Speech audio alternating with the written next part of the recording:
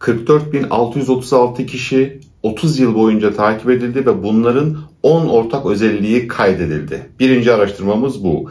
İkinci araştırmamız 700.000 kişi takip edildi ve bunların da yaşamlarına 20 yıl ekleyenlerin 8 yaşam tarzı değişikliği kaydedildi. Bu iki araştırmayı ele alacağız. Dünya genelinde 100 yıl yaşayan ve 100. doğum yılını kutlayanların giderek sayısı artıyor. Peki insanı uzun yaşatan, uzun ömürlü kılan nedir? Bununla ilgili birçok araştırma var. Ama bugün konuşacağımız ve son 2-3 ay içerisinde yayınlanmış iki araştırma bunlara büyük bir ışık tuttu. Daha önce yapılan araştırmalar 100 yaşına gelen insanların daha önceki gençliklerinde daha sağlıklı olduklarını ve çok fazla hastalık yaşamadığını belirtiyordu. Ama bu durum artık kan testlerine yansımaya başladı. Şimdi araştırmanın detaylarına bir inelim. 44.646 kişi 30 yıl boyunca takip edildi. Bunlar içerisinden 1224'ü 100. yaş dönümünü kutladı. Peki bu 100. yaş dönümünü kutlayanların arasında kan değerlerine bakıldığında hangi ortak özellikler vardı? 100 yaşına gelen insanların birincisi demiri yüksekti.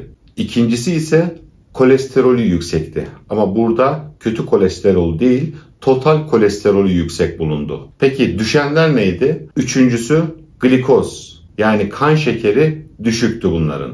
Dördüncüsü kreatinin, yani böbrek fonksiyonlarını gösteren önemli bir belirteç, kreatinin düşüktü. Beşincisi ürik asit. Yine böbrek fonksiyonlarını gösteriyor. 100 yaşına gelenlerin ürik asidi de düşük bulundu. Altıncısı AST, aspartat aminotransferaz. Bu karaciğer enzimidir. Karaciğerin yağlanmasını veya harabiyetini gösterir. Bu da düşük bulundu. Yedincisi gamma glutamil transferaz. Bu da düşük bulundu. Yine bu da karaciğer enzimidir. Sekizincisi alkalen fosfataz. Karaciğer ve kemiklerle ilgili bir enzim. Bu da düşük bulundu. Dokuzuncusu laktat dehidrogenaz. Bu birçok dokuda bulunan bir enzimdir. Bunun yüksek bulunması birçok dokunun harabiyetini gösterir. Bu da 100 yaşına gelenlerde düşük bulundu. Onuncusu toplam demir bağlama kapasitesi. Bu da düşüktü. Daha önce söylediğimiz gibi demirin yüksekliği gibi toplam demir bağlama kapasitesinin de düşüklüğü önemli. İşte 100 yaşına gelenlerde bu 10 ortak kan belirteci bu insanların 100 yaşına gelmelerinde önemli bir etken sayıldı. Çünkü 100 yaşına gelen 1224 kişide bunların tamamı neredeyse profil halinde 100 yaşına gelen insanların kalıbı şeklinde ortaya çıktı. Peki başka faktörler var mı? Evet, yaşam tarzı değişiklikleri ve genetik faktörler de önemliydi bu çalışmada.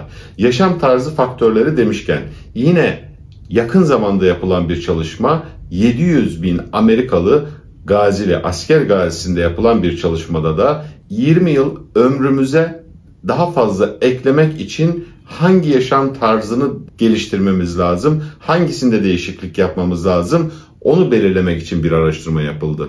İyi haber şu ki bu 8 yaşam tarzını 40'lı, 50'li, 60'lı yıllarda bile değiştirseniz ömrünüze 20 yıl katabiliyorsunuz. Peki size 20 yıl fazladan süre veren 8 yaşam tarzı alışkanlığı nedir? Birincisi iyi beslenmek, dengeli beslenmek. Bunu her zaman zaten söylüyoruz. İkincisi sigarayı bırakmak. Bunu da zaten hepimiz biliyoruz. Üçüncüsü iyi bir uyku. Yani bu birçok insanda çok fark edilmiyor veya çok önemsenmiyor ama iyi bir uyku da uzun yaşamın sırlarından bir tanesi.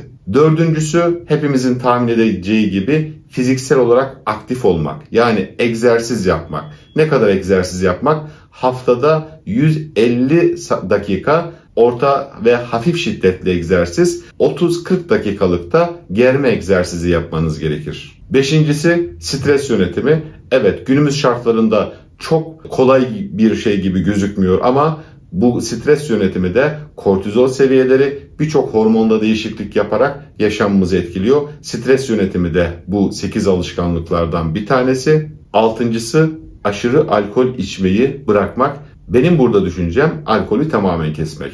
Çünkü az miktarlarında bile sağlığa zararlı olduğu, kanser olsun, karaciğer yağlanması olsun bununla ilgili birçok hastalığa yol açtığı kanıtlandı. Yedincisi opioid bağımlılığı, yani opioid bir takım yasa dışı uyuşturucular, ağrı kesiciler, morfin gibi bir takım maddelerden uzak durmak ve son olarak sekizincisi ise olumlu sosyal ilişkilere sahip olmak. 70-80 yıl süren Harvard çalışmasında da bu sonuç elde edilmişti. Olumlu sosyal ilişkilerinde vücut sağlığımız için, zihin sağlığımız için çok önemli olduğunu biliyoruz. Umarım bu videoda size bir şey katmışımdır. Eğer olumlu düşünüyorsanız bir beğen tuşuna basmanızı, kanalıma abone değilseniz ise kanalıma abone olmanızı tavsiye ederim. Her zaman olduğu gibi efendim, sağlık zenginliktir. Sağlıcakla kalın.